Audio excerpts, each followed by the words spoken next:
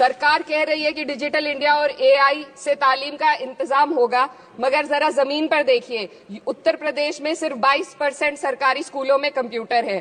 मेरे संसदीय क्षेत्र कैराना में कई सरकारी स्कूल शिक्षक न होने की वजह से बंद हैं और मदरसा एजुकेशन के बजट में 57% की कटौती कर दी गई है। क्या यही सबका साथ सबका विकास है? इंदिरा चौधरी प्लीज।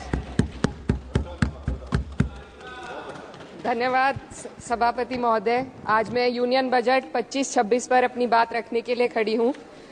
भारत के संविधान के आर्टिकल 38 भारत को एक वेलफेयर स्टेट के तौर पर पेश करता है और सरकार की जिम्मेदारी है कि बजट और उससे जुड़ी वेलफेयर स्कीम्स के जरिए इन आर्टिकल्स को हकीकत में लाया जाए।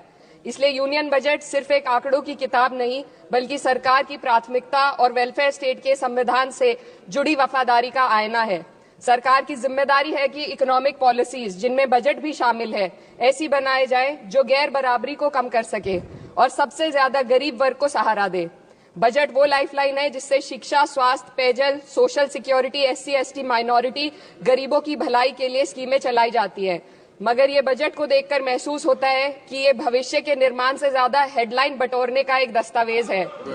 इससे सबसे ज्यादा प्रभावित होने वाली वही लोग पीछे छूट रहे हैं जिन्हें सरकार के सहारे की सबसे ज्यादा जरूरत थी। वो किसान जो बढ़ती लागत से परेशान हैं, वो नौजवान जो बेरोजगारी का सामना कर रहे हैं और वो औरतें जो निजामती रुकावटों से जूझ रही हैं और वो गरीब जो महंगाई के बोझ के तले दबे हुए हैं।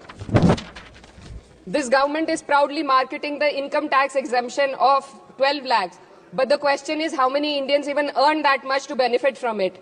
Only 2.2% of Indian population pays direct taxes, whereas no relief has been given in regards to indirect taxes, the burden of which falls on everyone, especially the poor and weaker section of the society.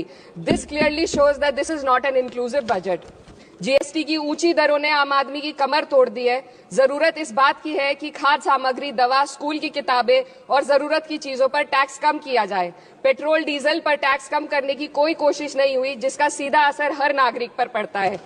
Article 41 कहता है कि सरकार को ये कोशिश करनी चाहिए कि वो अपनी इकोनॉमिक हालात और रिसोर्सेज के हिसाब से लोगों को रोजगार दे। इस बजट ने बेरोजगारी दूर करने की दिशा में कोई ठोस उपाय नहीं दिया है। नई नौकरियों की बात तो छोड़िए, जो पहले से थी वो भी खत्म होती जा रही हैं। स्किल डेवलपमेंट प्रोग्राम के नाम पर करोड़ों खर्च किए जा रहे हैं, मगर सवाल ये है कि ट्रेनिंग लेने के बाद कितने नौजवानों को असल में नौकरी मिल रही है। सरकार के पास इसका भी कोई आंकड़ा नहीं है। सरकारी विभागों में लाखों पद खाली हैं, मगर भर्ती का कोई प्लान नहीं है। आर्टिकल 45 जिसके द्वारा सरकार की जिम्मेदारी है कि हर बच्चे को